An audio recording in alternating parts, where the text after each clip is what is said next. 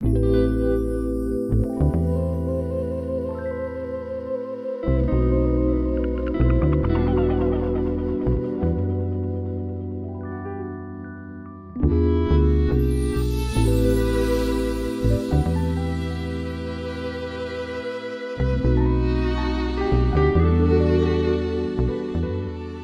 guys, it's Kevin, your visa guy here in the Philippines. In today's video, we're going to talk about what you should do if you lose your passport. Losing one's passport in a foreign country or in the Philippines could be one of the most problematic situations that an expat could face. In this video, we're going to talk about the things that you should do, what to do, where to go, who to contact to, and if there's an emergency, is there an emergency remedy if this thing happened? And we're also going to talk about the one important step that most expats miss that would actually prevent them from even extending their stay or preventing them from continuing the permanent visa that they're applying for. And lastly, it will definitely prevent expats from leaving the Philippines if you missed this part. So stick around, grab a cup of coffee, let's get down to business.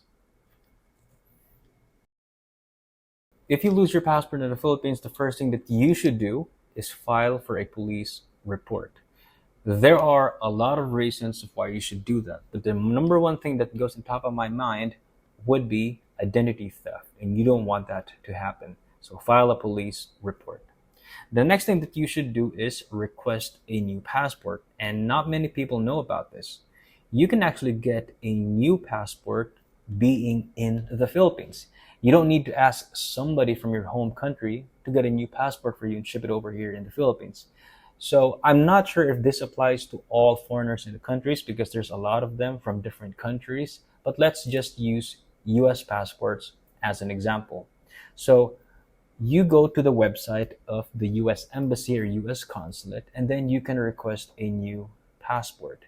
Now, if you lost your passport or if you lose your passport, then you are required to appear in person. And there are also other instances where you can renew your passport by mail. So if you have a damaged passport or if you're about renewing your passport, then you can probably do it by mail. And if it's your first time to get a US passport, for instance, for those like people that are born here with foreign parents, then for that kid to get a new US passport, then that kid has to go to the US Embassy in person. If you lose your passport in the Philippines, there's one thing that you should know before you go to the embassy. There's no walk-in transactions. You need to book an appointment before you go there. Now, where should you get this appointment? You can actually book an appointment through the website of the US Embassy or the US Consulate. Now, before you go there, please make sure that you have brought with you, or you must bring with you all the requirements that they are asking for. And they're just very basic requirements like proof of American citizenship. It could be a birth certificate if you have one. It could be a copy of your lost US passport. Yeah, if you have an American ID, bring it with you. And most importantly, if you lost your passport, then you should also bring the police report that you just made. And obviously, aside from those, you're going to have to fill out some forms from the US Embassy or Consulate, which would be the DS-11 for the application form, plus the DS-64, which is like a statement that you lost your passport. So once you have completely submitted everything, then you will be given a 10-year new passport. And take note that it's not going to be instantaneous. There's a processing time that you need to consider. The timeline ranges from 4 weeks to 8 weeks, and it is very important for you to fit it within your schedule because there are some people who are in a rush to leave the country. There are also other people that are behind their visa. So the longer you wait, the more you get overstayed in the Philippines. And if you get overstayed in the Philippines, that's illegal. Well, at least you have a valid reason and you're doing something about it. You're not making your lost passport as an excuse of not extending your stay. So make sure you do the right thing. So what if there is an emergency and you cannot wait for 4 weeks to 8 weeks? You can actually get an emergency passport within 2 weeks. And based on my clients' experience in the past, they were able to get an emergency passport for like 1 to 2 days. But The emergency passport is only valid for 1 year, and that will actually help you leave the Philippines. So please take note of that. Just confirm with the embassy what are the requirements in getting an emergency passport, and there are some limitations to it. There are things that an emergency passport cannot do compared to a 10-year passport. But at least you know that there is an option in getting an emergency passport. Now, fast forward, let's say you already have your US passport. Just because you have a new passport, that doesn't mean everything is already completed. And this is the last step that most expats missed. And if you miss this, you cannot extend your stay in the Philippines, you cannot apply for a different visa, and you definitely cannot leave the Philippines. And this is actually called fixing your immigration stay. Now, when you enter the Philippines, you are granted with an entry stamp upon arrival. So that gives you an initial 30 days or 59 days, depending on which country you're from. So you are given an entry stamp. Since you have a new passport, then there's no stamp there. Then the first thing that you should do once you have a US passport is you go to the Bureau of Immigration in Intramuros, Manila. That is the main office of where you should file for a transfer of arrival stamp. Now, why do you need that? The reason why you need that is because when you leave the Philippines, the immigration officer at the airport will look for your entry stamp. And if they don't see it, that basically means you entered here illegally. And of course, you have reasons of why how you did it, but it will just delay the process and you will be turned down and you will be asked to go to the immigration and fix your status. You will just miss your flight. And Lord knows how much the flights cost nowadays.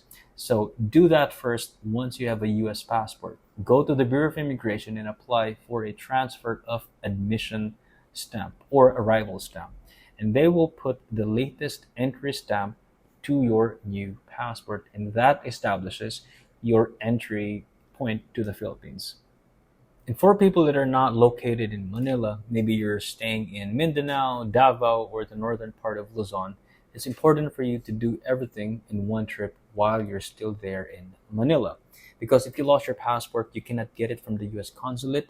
You can only get it from the US Embassy in Manila, and you have to be there in person. And once you have a new US passport, might as well travel or go to the Bureau of Immigration main office in Intramuros. So make sure you utilize your time because it's very difficult to go back and forth. The cost will add up, staying in a hotel. So it's good to know that you can actually utilize your time in Manila by doing those two things in one go. And now once you have the entry stamp to your new passport, by then you can update your expired visa. If it's already expired, you can then extend your stay, and definitely you can now leave the Philippines. And there's one thing to note. If you're under a tourist visa and if you have stayed for 6 months or more, then you have to apply for an ECC-B before you exit the Philippines. Otherwise, you'll still be turned down at the airport and you will be told to go to the immigration office and then get the clearance.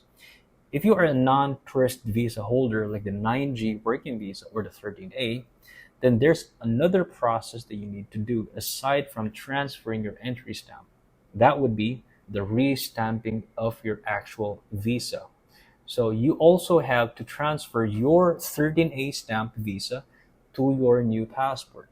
So the arrival stamp and your actual visa, like the 13A, is totally separate. It's totally different. So you have the entry stamp right here, and you have your actual 13A visa right here. And one of the major requirements would be providing an immigration order. So if you're under a 13A or a 9G working visa, you know what I mean. It's a piece of document that shows that you were granted that visa. So which is basically another layer of the process. Anyway, I'm glad you already know what the process looks like. So if you lose your passport in the Philippines, just know that it's not yet the end of the day. There is a remedy to that. And if it's an emergency, you can get an emergency passport. Just visit your website at the US Embassy or US Consulate. And I don't think that there are agencies or consultancies that can actually represent you throughout the entire process because it requires your personal appearance. So I don't think you'd have to pay someone, or you can pay someone to do the process for you. So you have to be there in person. So just study the website, fill out what the necessary forms are, bring out the requirements, and then once you have a new passport, go to the Bureau of Immigration and fix your visa. From that point, you're already clear. So guys, I hope you learned something today. If you have questions about Philippine visas and immigration or relocation in the Philippines, reach out to me by email at kervin@gorelocationph.com or visit my website at gorelocationph.com. And until then, I'll see you guys in the Philippines.